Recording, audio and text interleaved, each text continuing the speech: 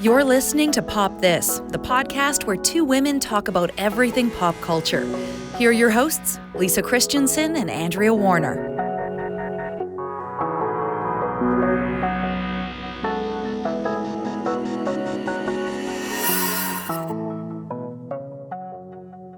Since we are going to talk about superheroes or superheroines or cool things, let's just tell all those directors, I guess we're supposed to revere these directors. I always call him Martin Scorsese, and I say that, which it doesn't mean that I don't know how to say his name. I just prefer to say Martin Scorsese. Actually, people who know him call him Marty, which I would never do because, I don't know him. But Francis Ford Coppola, I guess we have the Ford in there. Is that important? Francis and I now will mangle up the Spanish name, but Pedro Almodovar. All three of them, I guess, some of our most revered cinema makers, all coming out about how much they hate superhero films. Yeah. And I don't know why. I guess they're being asked. Oh, I think they're being asked as part of it. Sort of, and I will fully take credit for this expression that I personally coined in a conversation in a Slack chat at CBC a number of years ago, and then used again at different places. Hand-jobbing old lions. I have no patience for it. Wow, yeah, I have no patience for it. I don't care what old guard men think. So especially straight white men think about, not being invited to participate in a different aspect of cinema. I mean, I just don't, as a avowed Star Wars fan, that has not always been well received. In fact, I do understand in the history of film that there is a personal thing that Star Wars coming out in 1977 was a big change in film, in that Francis Ford Coppola and all of those dudes had really the 70s to make their gritty dramas about whatever. Again, about masculinity. And yes. And so suddenly this other story comes out and everyone's like, well, that was fun. Mm-hmm. That was actually a really cool use of seeing a movie on a big giant screen. I really enjoyed that story. And then, of course, hand-wringing. And what year is it now? 2019.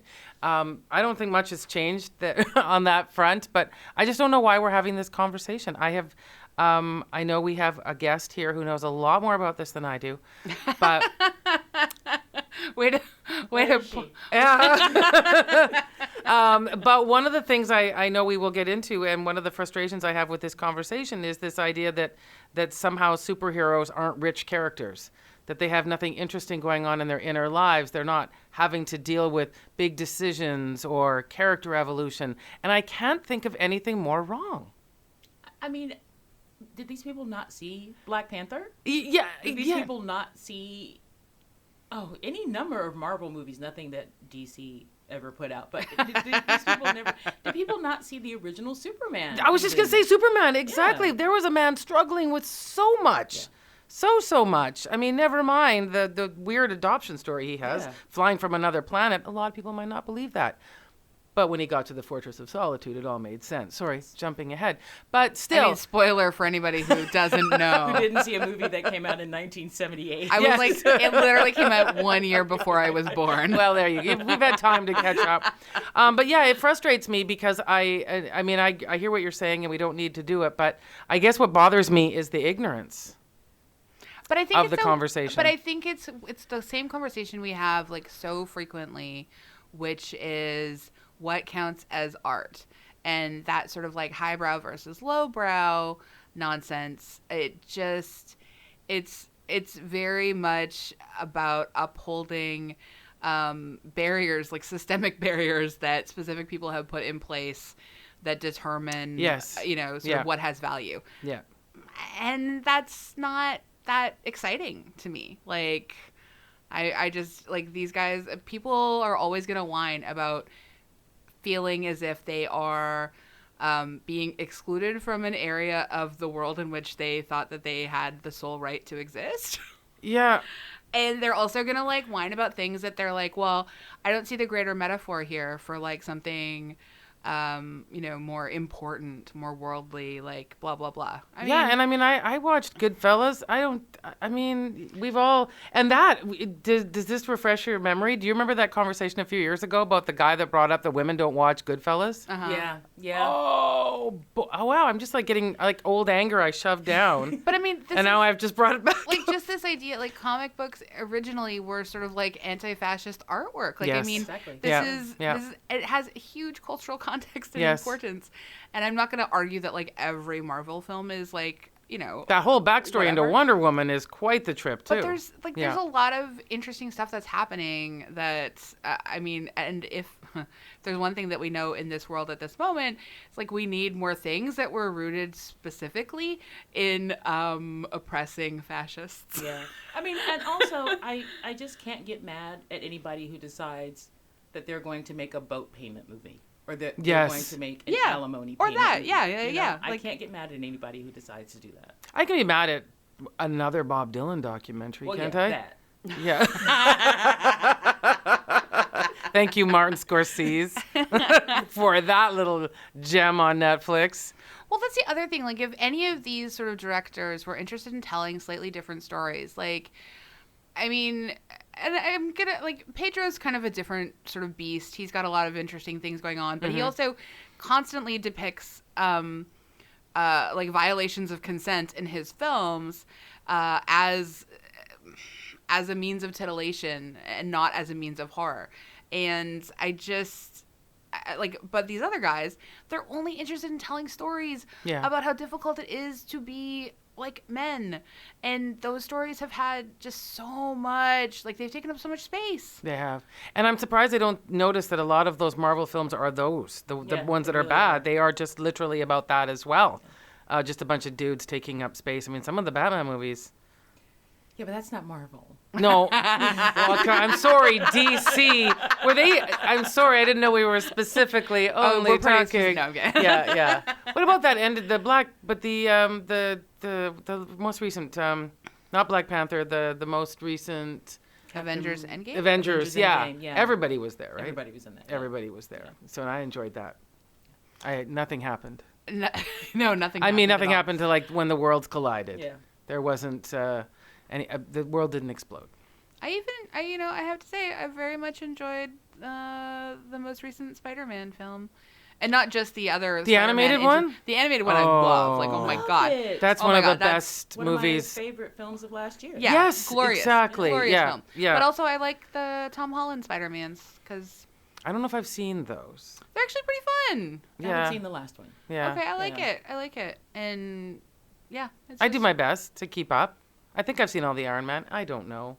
The Thors. I mean, One of my favorite things that I read today on Twitter was a quote from Mark Harris, the film critic, and he said, like, I'm paraphrasing, but he said something to the effect of, "There's no bigger burn on any Marvel film than the fact that Gwyneth Paltrow can't remember which one she's in."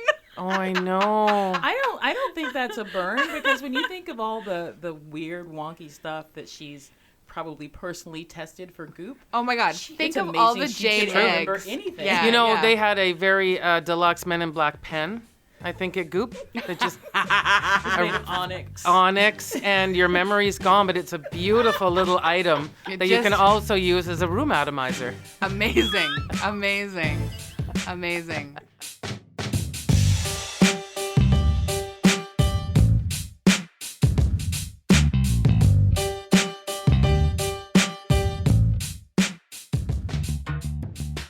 I'm Andrea Warner, I'm Lisa Christiansen, and you're listening to Pop This. and this is the Batwoman edition. Batwoman.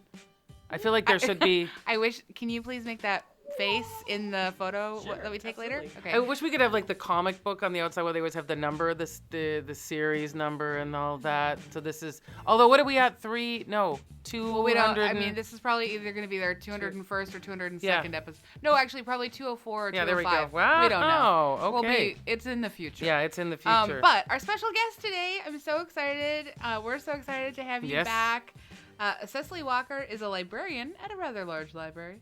She's currently obsessed with all things Fleabag, thinks a This Is Us backlash is long overdue, and still misses the show Friday Night Lights.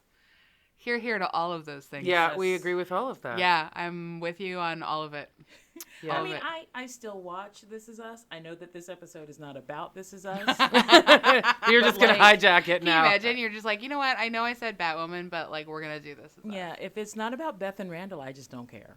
You know, I have to say, I've only vaguely followed, like I've never really watched an episode. I've vaguely followed along from like at a distance the way that I follow a lot of pop culture. But it was, as soon as I saw that the fat character had it written into her contract that she had to contractually lose weight, I was like, I'm never watching this, like ever. Yeah. And have I made a mistake? No, I don't think you have made a mistake. I do think that they have maybe shifted toward that. I don't want to do any spoilers in case there's anybody who's listening who actually watches This Is Us, but it's happening to somebody else. Oh. So I'll just put it that way. All right. Yeah. So someone else has been contractually obligated to gain weight? Or There's one less fat suit this season. Wow. Oh my God, there were fat suits? Yes. Oh, dude, I'm so sorry. I didn't know that. Wow. Yeah, okay, well, I firmly have, thank you for validating I my like that. A choices. show you never really watched, you're not going to watch now. I'm, like, extra not going to watch there it. we go. You know how you, like, can just extra stay away from it? Yeah. But anyway, I'll join your backlash. Okay. So Yeah, so do not look forward to the episode of This Is Us from Pop This coming up at any time in the near future. Well, like, we could just hand the reins over to Cecily for the episode, and then I could just badmouth it without any knowledge. I think what's weird about that show that we're not going to watch, and I have only ever watched 2 or 3 episodes. I think it's interesting how many different ways people come into it or are interested in it. And for me, it was just, is that Jess from Gilmore Girls? Is that Mandy Moore? Are they weirdly going through different ages? And that, of course, was just enough to get me to watch a few. And then every week, every ad was a very special This Is Us. You'll be crying for years after every week. My entry point to the show was actually somebody who was on a superhero show, believe it or not. Justin Hartley, who's on This Is Us now. When he used to play the Green Arrow before Arrow became a TV show. On, I think it was Smallville. I can't remember. Yeah, he was the Green Arrow. Cool. So yeah, there's a million ways into that show, but I'm just also I cry easily all the time, but when they advertise, you will be crying. Have you seen those ads? Yeah, but they're not lying though. I know they're not. I know, and that's why I'm just like, no, that's good. That's good. I'll find a dog video today that'll make me cry, and that'll be cathartic enough for me. I used to watch Everwood, and that was just a weep fest every week, and that was a lot. Yeah. That was back when Chris Pratt was just really innocent and we didn't know anything. Yeah. Sorry, guys. Okay, so yeah, this is not our feature on disappointing men, Bat- although that would be it's a recurring theme. It sure is. If we It have just one pops staple, up in mostly every one episode staple. somehow. But Batwoman. Yes. So, Yes. a tiny bit of background. Batwoman is an American superhero television series developed by Caroline Dries. Dries or Dries? Not sure. Dries. And Greg Berlanti. Actually, speaking of, I think, Everwood, anyway. It is based on the DC Comics character Batwoman, a costumed crime fighter created by Jeff Johns, Grant Morrison, Greg Rucka, Mark Wilde, and Keith Giffen. And yes, if you've noticed, like I did, all of those are male Yeah, I names. was just saying that, yeah. I mean, except Caroline. There's Caroline. Caroline, yeah. well, outside of Caroline, but I Yeah. mean the actual character of Batwoman. Mhm. And is set in the Arrowverse, sharing continuity with the other television series of that universe. It's filmed in Vancouver, also, mostly, with some outside exteriors in Chicago. And I have to say, I very much enjoyed the fact that I know that I have watched several of those scenes being filmed from the pilot, because I remember them. Oh, wow. Yeah, I'm always intrigued. Just all of a sudden, you're like, well, there's the art gallery. Uh-huh. It stands in for so many things. So many. So let's just do our synopsis. So 3 years after billionaire philanthropist Bruce Wayne and his vigilante alter ego Batman. Oh, that wasn't a spoiler for someone. My world. My world. Oh my god, if that was a spoiler for someone, Oh, come on. Please email me immediately. I want you to send a bat to my personal house. Because we got some news on Clark Kent for you too. Many. I'm gonna blow your mind. So he disappeared. His cousin Kate Kane. Kate Kane. Anyway, Ruby Rose, I guess alliteration twice, sets out to overcome her demons and become a symbol of hope by protecting the streets of Gotham City as Batwoman. Okay, so we're going to keep this to the pilot, which I think I did personally watch the second episode as well, but I'm up to 3, I think. Okay. I thought only the third just was out, right? It's on Sunday evenings, yeah. All right, so we're going to keep it to the pilot, so there will be spoilers from the pilot. What did you think? And did it meet expectations if you had any? Cecily. I didn't really have any expectations because it's a Berlanti show, and I have spent way too much time watching Berlanti's various television shows, all the superhero shows. I used to watch Riverdale until Luke Perry died. Yeah. And it was rough. It was really, really rough. The pacing was off. The story seemed choppy. And because they were waiting on a reveal that happens in an upcoming episode, it just looked weird. And I liked the fact that they did a lot of filming in Vancouver that didn't look like Vancouver, but then I found out it was Chicago. I was like, well, of course, that explains the river shots. But yeah, it was just rough. The first pilot was rough, but it was interesting enough to keep me coming back. Mm-hmm. All right, great. I have to agree. That's a very good assessment of it. Also, curious, Gotham City, has it ever had sun once in the time? Well, this is an alternate, I guess, universe where Gotham exists, and there is no sun. It's basically Seattle. I was just thinking of, there was one Batman movie. And there was sunshine in it? Yeah, where it was the one with Bane where the football stadium exploded. Yes. Oh, okay. All right, there was some sun. But okay. I mean, maybe that's it. Yeah, but that's it. Maybe the football stadium was outside the city limits of Gotham. Could be. I don't know. Basically, I just always am concerned that people maybe all of this violence is just from some living in Gotham too much. Vitamin D. A little, yeah. Vitamin exactly. D. Yeah, I can't even tell what season it ever is in Gotham City. It's some kind of weird, vague, always dark season. But I like the sort of, I like coming into a new pilot, especially a superhero, because I like the anticipation of it. I kind of like the electricity, the what's going to happen next, and I do feel I agree with you on the pacing. I agree with you on it was a little awkward writing wise. There were some scenes on the roof of the building, that I felt like I would have been a better watcher for bad guys. You don't want to brag. And then I didn't understand, just to probably quickly get ahead, but there were some weird, it felt like continuity things where all of a sudden the woman who's playing her sister is a doctor in a strange clinic.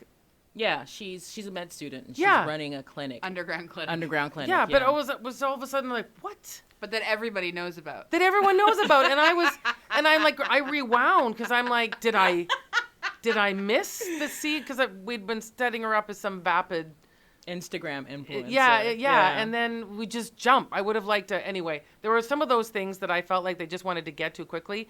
And that kind of frustrated me. So it's like, you're creating a whole new world. Could you just take 3 or 4 episodes to kind of slow this down?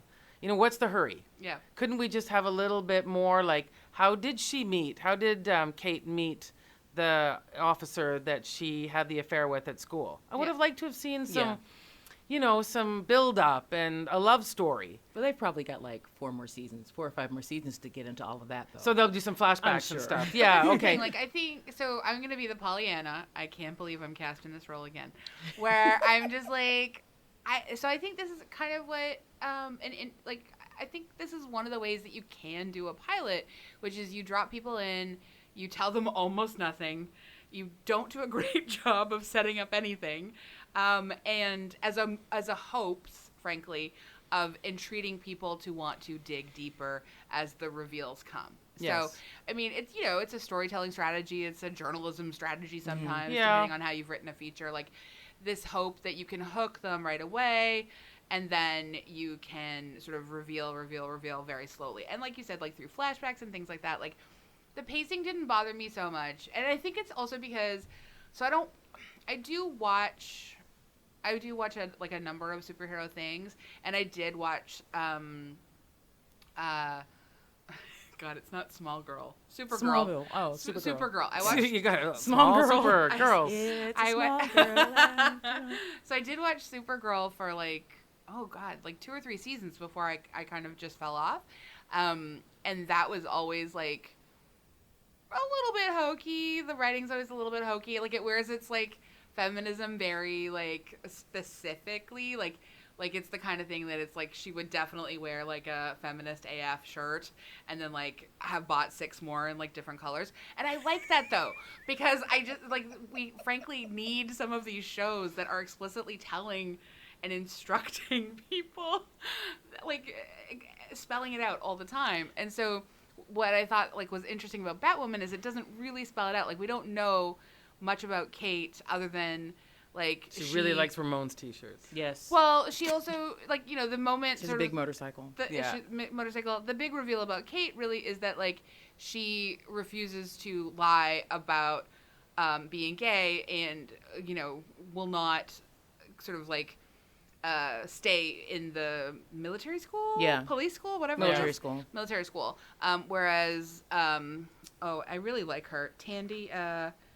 Megan Tandy, who's playing Sophie Moore, Sophie has nothing to fall back on. She doesn't have like sort of rich parents, and she doesn't have Bruce Wayne as a cousin, so she has no choice but to sort of like, you know, not confess, not come out. Right. There's also like completely different expectations of her as a black woman versus Ruby Rose and Kate as a white woman. So there's like so many different complicated things that are going on there. And I liked that we have that sort of moment where, I mean, Kate's never going to sort of really recognize her privilege, I don't think, but it's going to be, I don't know, I think it'll be kind of interesting. Because right now it's cursing her. Well, yes, that's the thing. Like she's tortured by all these things. And I guess the things and I actually liked the fact that suddenly this like Instagram influencer, because that's what she has to be for her mom. Yeah. Because her mom is kind of like, probably a monster. At least she's rich and she's very into taking away people's freedoms. She's Kellyanne Conway, basically. Yeah, exactly. You know, but then we don't like her dad. Like this is her stepmom. Yeah, her stepmom. And I like the fact that the sister has like these different dimensions. Like everyone has a superhero identity, and everyone has like a real identity. To put it. Yep. So like that's sort of, I enjoyed that as well. And here's the, you know what I don't like? Dougray Scott. I think the dad's a real weak. It's a really thankless role. It really is. There's not, if he gets some dimension or something, but it's just dull. Yeah, I don't know enough about the comic to know what what his storyline is or what will happen to him, you know, in upcoming seasons or episodes. But every time I look at him, I'm like, oh, he's still here. Like it's. He looks like Gerard Butler. It's so bad. He looks like Gerard Butler, who really needs a lot of coffee. Yes. Yeah. So why is he so tired? Oh, the vitamin D deficiency. Sorry, never mind. We cracked it. We cracked totally it. Fine. It's great. We could fix Gotham City a toot to sweet. Just get those clouds out of the way. I was looking at Dougray Scott's list of work, and I was just realizing I've known his name forever, but I don't think I've ever seen him in anything. So I'm not going to make any comments on how he is as an actor, but, you know, like I said at the beginning, everybody makes a boat payment movie or a boat payment TV show, so maybe he really just wanted to be in North America.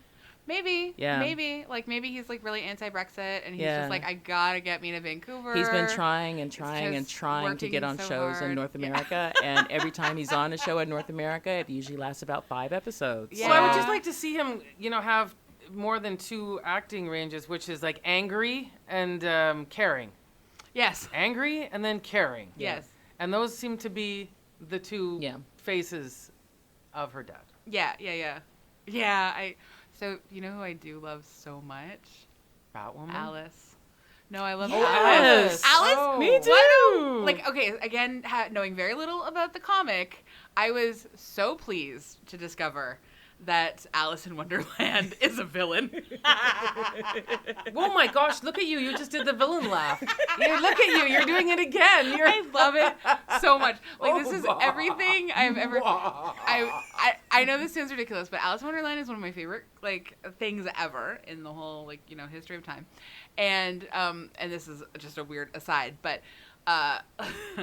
Before I hated Tim Burton, I enjoyed him, and as is many people's journeys through disappointment, again with disappointing men.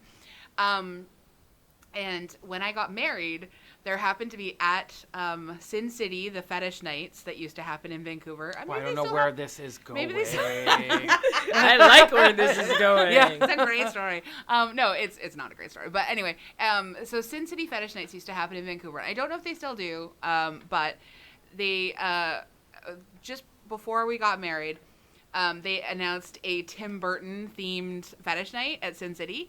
So that is where I ended up having my bachelorette party. Wow. And so a bunch of us all got like dressed in like Tim Burton like sort of like outfits.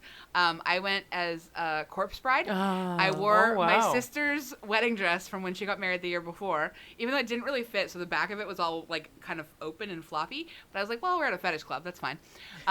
It went up over my boobs, that's all I could ask. And then painted myself blue. And a bunch of other people in a bunch of other outfits, and we snuck my cousin Kamiko in, and we just had the best time. Aww. Such a good night. Anyway, sorry. So this brings us back to Alice. Alice, what did you guys think? Were you surprised?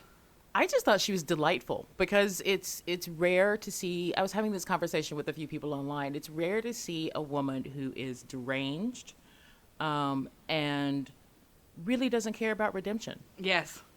And it's just thrilling to watch her. And she's actually, I say actually because I'm watching a Berlanti show, but she's a really good actress. She's great. She's like one of the best actresses on the show. She's so I'm great. Rooting for Alice. Rachel Scarston. Who I've never seen in anything before. Me this. neither. Yeah. I've never seen anything before. Is she, I'm wondering if she's Canadian or. I didn't actually look up her credits or anything. Yeah. I just decided I like adore her, and I'm Team Alice, which I know you're not supposed to cheer for the villains in superhero films, but It's a crappy town. I really like her. I mean, think like she's one of the most interesting villains that I've seen in superhero-dom in a long time. She's like one of the only villains I've really enjoyed since Eric Killmonger.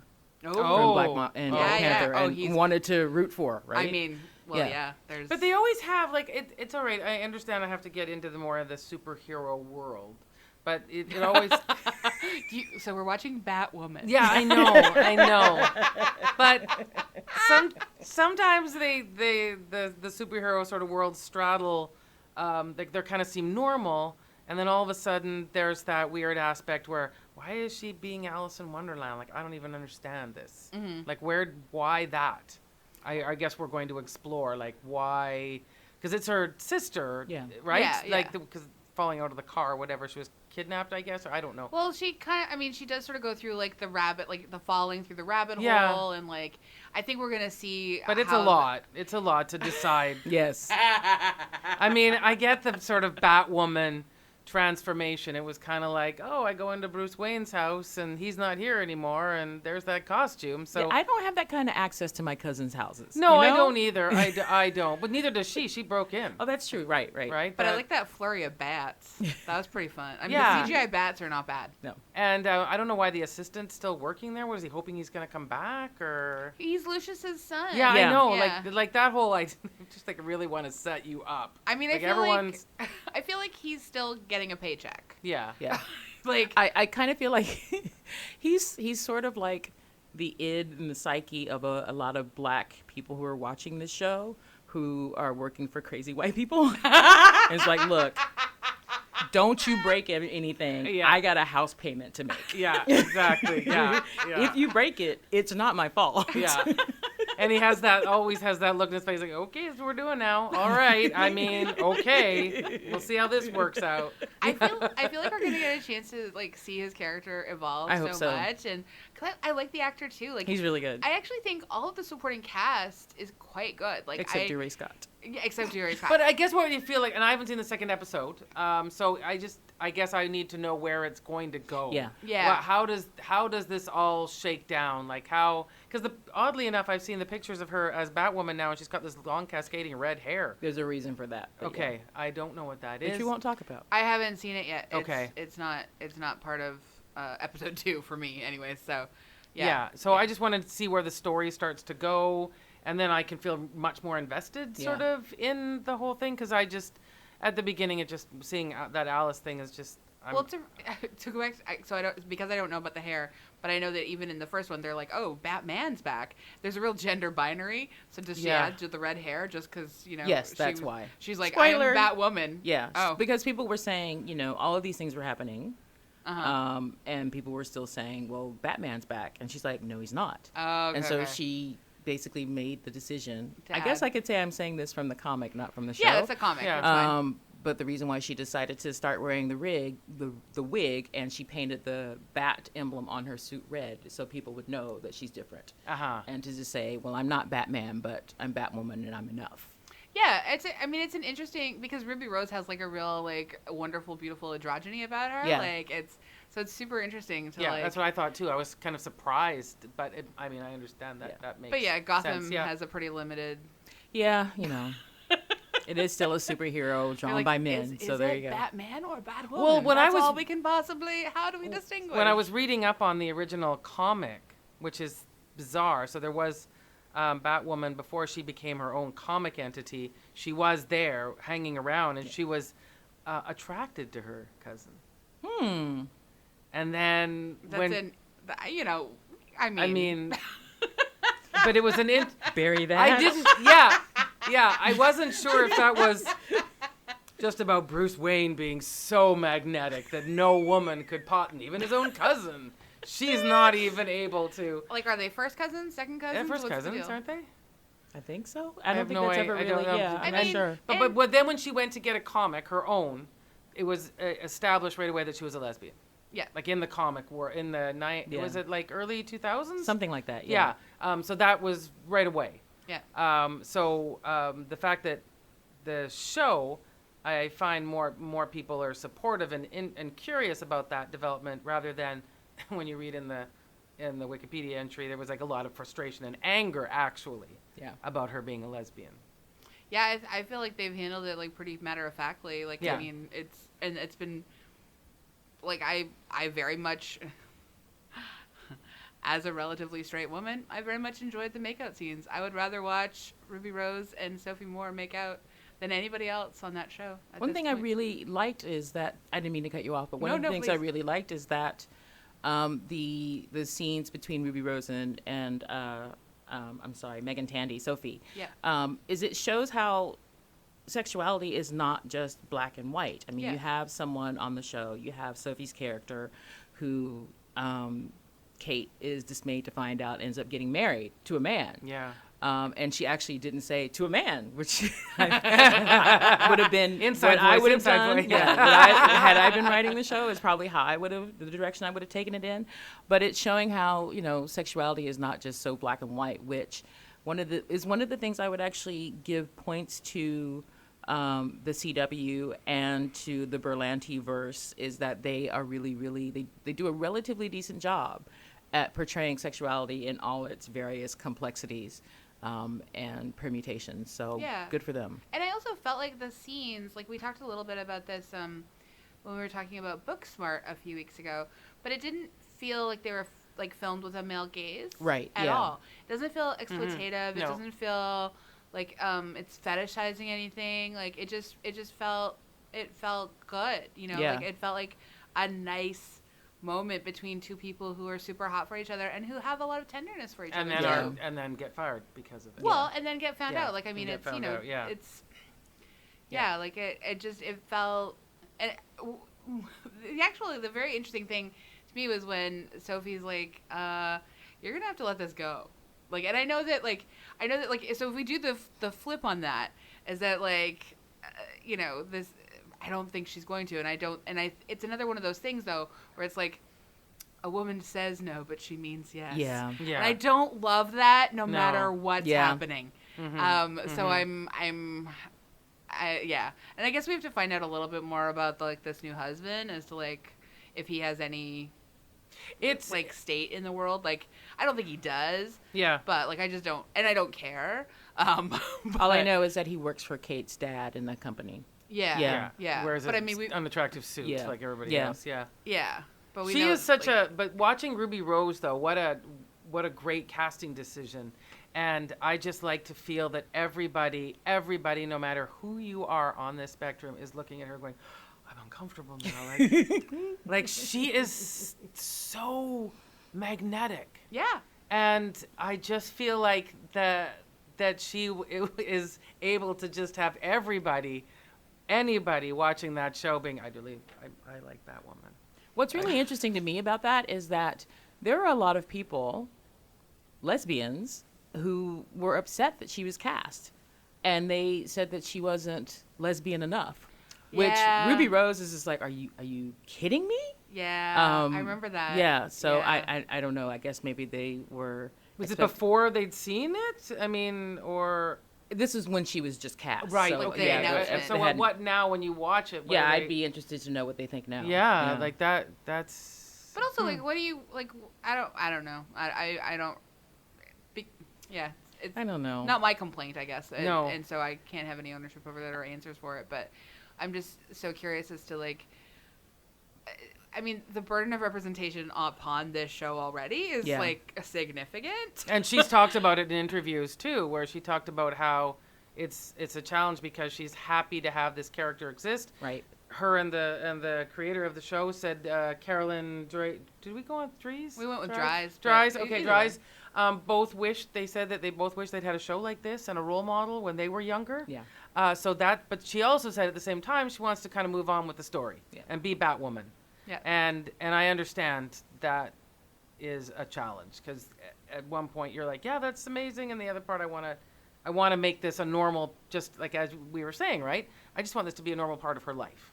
Well, and because the people who are, like, not letting it just be normalized are the people who want to get hung up on homosexuality. Yes. Like, those are the people that she would like to, I feel, Yeah. be like, sit down, you know, just, like, take a seat. And she's going to have a lot more important things. I mean, there are people that want to destroy Gotham City. Yes. I mean, Alice is very Including her own sister. Yeah. including like, her own sister. I feel like that is going to be... I feel like that is going to be a sort of thing where I want Alice to stick around forever as sort of like a figure that darts in and out of the universe. And I'm so worried that they're not going to be able to make that happen because they'll paint themselves into some kind of corner of like rehabilitation. But I guess, you know what, Smallville, like Lex Luthor has been kind of like ne'er-do-well and evil and maybe borderline okay, but like, you know, like they've figured out ways to make him super complicated for forever and ever and ever. For 50 some odd years. Yeah. Yeah. But I guess he didn't start out kind of very much crackers. Yeah. Yeah. Like she, for lack of a sort of like more Like when you've gentle decided term. like you're going to be evil and you create yourself a whole alter ego based on a children's story. Yeah. And then you start hiring minions to help with your devious plan to kill everyone in the city. It's a real decision. That's a commitment. It's a commitment. Yeah. And you know, at the end of the day, she can't put that on a resume. So it's all very secret, too. How do you pay these people? Well, I was Like, just thinking, what are the what's economics the healthcare of like? Well, Yeah. and just like where is she getting money? Like Yeah. I don't understand. I have a lot of questions actually about That would be a really fun skit. Do you remember when on Saturday Night Live when they did the skit when Empire was at its peak? Yes. You know which one I'm talking about? Chris Hemsworth? Yes. Did you ever see that Saturday I Night don't Live think sketch? So they have like, you know Empire, right? Yeah. They own that record, everything. Yeah. And Chris Hemsworth plays the office manager, kind of HR Yeah, person, I guess. yeah. And he's playing him like just white guy, right? Yeah. Dockers, shirt coming in, going, coming up to the cast and being all, yeah, I noticed that you've got like this fur and that new car, and I'm gonna need some receipts. I mean, we're gonna have to like put a claim in. The economics of all of it is. It was so funny. But now I'm always wondering in these situations, like, you know, if she oversteps, is there like a Toby from The Office HR guy who, you know, comes up and is like, hey, Alice, you know, that was a little insensitive the way you spoke to Andy. He'd had a hard day. Yeah. And I'm guessing no. Yeah. Like there's a lot of, like, I'm going to put this out there right now that in this, similarly with what I understand the underworld is like, very little in the ways of HR or healthcare. But I'm saying if anyone is out there who has the ability to make these shows, you know, Andy, the criminal HR guy, I would watch that show. I 100% watch that show. Like, that would be amazing. And that's one of the things that I love about this underground hospital that her sister runs, which is, one, so it seems to cater to poor people without health insurance and criminals. Yes. Those are the two clientele. And how do they know? And how do they know about it? And why do the criminal, like, I guess, again, because I guess criminals don't have health insurance. Maybe it's like how back in the day, hobos used to tag walls to let people know that a nice woman lives there. Learned Maybe about that on Mad Men. Yeah, exactly. Yeah. Maybe it's kind of like that. It is, but it had also it's kind of like just some of the complaints of like watching the show, because it kind of almost had a sort of 90s funky loft vibe in there too. Yeah. I mean, that honestly is Vancouver, right? I know. Vancouver is We very can't much do anything. like, sort of stuck in Not the 90s only will you with get that. some health care, you know, you might get a cup of coffee. Yeah. There's a good chance. One of the, weirdly enough, we've actually been doing this for quite a while so far already, so I have to sort of gear us towards winding down. So I want to make sure I mention one of these things. Not everyone's been thrilled with the show. I mean, you guys brought up like a lot of your complaints, but one of the complaints that I don't feel great about it, is that this one writer like does not feel it's transgressive enough, and the person is like calling, like, basically they're like, Nancy Drew and Batwoman I read that do not piece. push like enough boundaries, and so she's comparing it to, and so here quote from her. It's Taylor, Asia Kate Dillon on Billions teaching their alpha male boss to address them by their preferred pronouns. It's filling in the frame with dozens of black and brown women, and Orange is the New Black, et cetera, et cetera. And she goes, and she's like, basically comes down, it's Phoebe Waller-Bridge nailing sexual nihilism in Fleabag season 1 and making season 2 be about gulp love. That's subversive. But I thought, I mean, I don't know how much of the series she has watched. There's no way she watched more than like 2 or 3 episodes to make that particular claim. Right, yeah. And I also, I don't know if that's what the intent was for. Well, I also firmly disagree, because, like, I mean, there are a number of women of color on this show who like have actual like prominent roles, and like they're incredibly important to all the action that's and what happening. Is where was the agenda for the transgressive? Like, I don't understand. Was that necessary? Like, why is that being highlighted as an important part of these shows? I haven't watched Nancy Drew, but maybe it's because they cast Ruby Rose and their expectations, which sure, fine, but I don't really get it. I mean, either.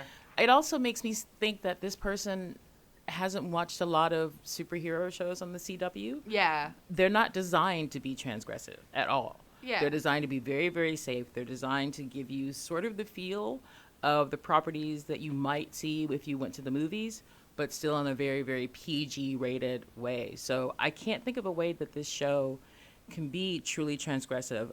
The only remotely transgressive thing that I can think about is that they cast a lesbian to play a lesbian on television. Yeah. Now, it's not the first lesbian superhero that we've had, but you know, that's the only thing that I can think of, which is groundbreaking in and of itself. But I don't expect that from CW. No, I don't expect transgression from CW TV shows. And I also don't necessarily, like, the Fleabag comparison was particularly, I mean, because, like, I love Fleabag so much, but her framing does not work for me. Yeah. No, why wouldn't she be looking for love? Wouldn't, like, I don't like. Is that a terrible thing? Like, well, it's the, I mean, it's it's the framing not of sexual nihilism versus Yeah. like that, like her. I didn't framing, get a sense in the first season that she was a happy person, so No. I'm a little bit surprised She's that a would terrible be. person. She's a terrible person. She's very unhappy. She's made some poor decisions. Yeah, and she's deeply grief-stricken and guilty. Like, Yeah. and depressed. Like, Yeah. I mean, she's, anyway. The transgressive part is talking about that. Yes. Yeah. And so I feel like there's quite a lot of potential for Batwoman to provide, like, visibility for so many people to see themselves on the screen and see themselves represented in the world. That's and, what, like she said, that's what the show she wanted. Yeah, so, like, I mean, and that maybe that's not transgressive to this person, who also uses the term preferred pronouns instead of just pronouns, which I'm sorry if that's shade, but I can't help it. I just get irritated when people like sort of position themselves as Woker than thou. Yeah. Anyway. I did. I sent a piece to you, and you read it as well. Yeah. We, Cecily and I both read it about how this one person who wrote quite an interesting piece about where the women who aren't in your shows, which are like the moms that are dead, is that their way to get around not having to hire an actress who's older? Oh my! It could be. And because he had quite a few examples, and I thought that was some good sleuthing on his part to notice. Yeah, basically you can go through any Disney property, superhero, Bambi, you name it. Yeah, I mean, dead moms are just kind of their stock in trade. Yeah. That's a solidly interesting point. Yeah. So, Batwoman. Yeah. Based on the pilot alone, does it pop? The pilot pops? Wow. Pops. I don't think we've ever I love that. hung That's my favorite. That's my favorite. I'm going to turn you into a ringtone. There's definitely an asterisk or maybe one or two after that. Yep. But based on representation alone, based on the fact that it's a show that has a queer woman as the central character, based on the fact that it's one of the only shows that has a woman of color as a central character to the story, several women of color as central characters to the story, based on the fact that there's nobody who looks like Ruby Rose anywhere else on television. Totally. Well, I guess you could say Asia Kate Dillon, but I don't watch Billions. For me, yes, it pops on those things alone. Yeah. I still think the story needs some work, but it pops enough to keep me interested. Yeah. Lisa? Yeah, agreed. I mean, I wanted to watch more. I kind of like the feeling of, like I said, getting into something. Yeah. I just love the idea of being at the beginning and getting ready. And I know that they're just, first episodes of anything are challenging. Yeah. I mean, as a Seinfeld fan, boy, that was a couple of stale years. I mean, almost Parks to and get Rec's through. first season, that was tough going. Yeah. Tough going, guys. It takes a long time for everything to kind of shift and adjust to where it's going to be. Yeah. I agree with both of you. And it pops for me, and I'm going to keep going because I actually had a really good time. Yes. I think episode 2 is better than episode 1, and I'm really excited for episode 3.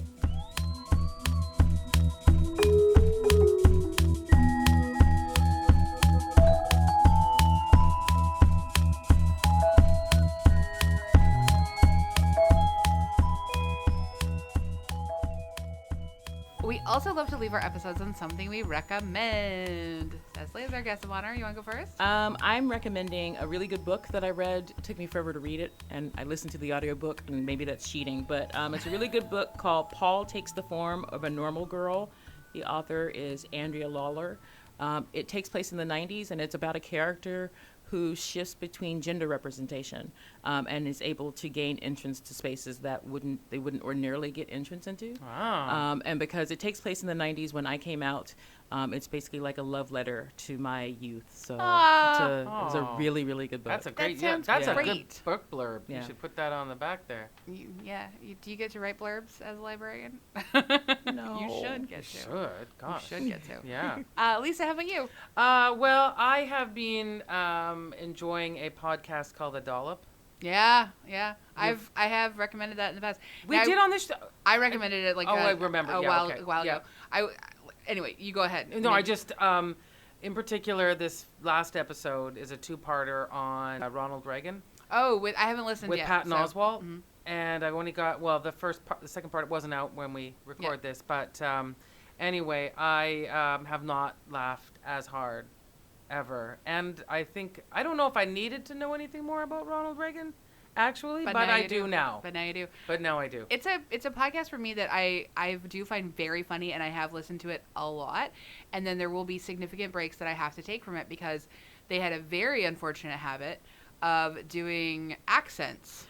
Yeah. Mm-hmm. And I was like, no. Yeah. And they no longer do the accents unless it's specifically Scottish or Irish because Gareth is from there. But yeah, they were doing some really bad accents for a long time. So the Ronald Reagan episode, yeah. I've just, like I said, I had to get off public transit. They're very funny when they do it well. Yeah. Honestly. Yeah, running down a historical anyway, and Patton Oswalt is ridiculously well informed about, from like very serious actual like historical things to I read Katie Kelly's book on Frank Sinatra and I'm wow, buddy. You really do the work. He does a short story calendar every year that he has put a number of Vancouver authors on his short story calendar. He links to a different short story daily for like a period of time. I don't know how that man fits all this in. I really don't. And again, I like to see how men can make mistakes and do better. Yes. Well, the Dollop has been part of that. Patton Oswalt has been part of that. And I like to see them publicly do the work. Yeah, I agreed with that. Speaking of men who can do better, I binged The Gemstones, and it's good. I really enjoyed it. You like it? No, I haven't seen it yet. Yeah. It's on my list, expanding list. It's it's deeply enjoyable. It's great. They are awful people. I have bowed out of other McBride stuff. Like I couldn't stick with Vice Principals. I couldn't stick with other things like that he's done. But this is some good stuff. It feels like that's where I'm at right now with so many things. Like I am addicted to Succession. Oh, Succession's amazing. I love it. No. Oh my God. It took me, I got to say, 2 or 3 episodes. I think I've already recommended it, but to get finally into realizing that I was just going to have to find a way to just enjoy watching these wealthy people humiliate themselves. And I think once you get there, you're like, oh, that's what we're doing here. And then you continue to watch, and the writing, the acting, the whole shebang. Gemstones. That's a good blurb. Now I want to watch it because nobody really explained it that way to me before. Yeah, it's every time you have to see some child of a very famous wealthy person say, my dad's just being misunderstood, you'll think of Succession. Yeah. Or like, I never got anything handed to me except my $50 million trust fund. Yeah. So on that note, yes. Do you want anyone to like follow you on social medias or? No, all my accounts are locked down now. So right. Whatever. All right. Yeah. So well, thanks for letting me in there. I appreciate that. I went on a purge before I locked my account, but yeah. Woo, phew. I mean, awkward, right? Can you imagine? Really awkward. Just so, yeah. You're off the Twitter now? No, you're not. Oh. Okay. Well, thank you so much. It's always such a joy having you on the show, and we love it. Thank you. Thanks for having me. Thank you.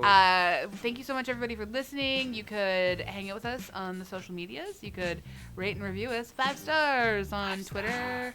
And yes, here we are at the Vancouver Public Library, where we record our podcast. Andrea Gin is our producer, and thanks for being here again with us. Thank you.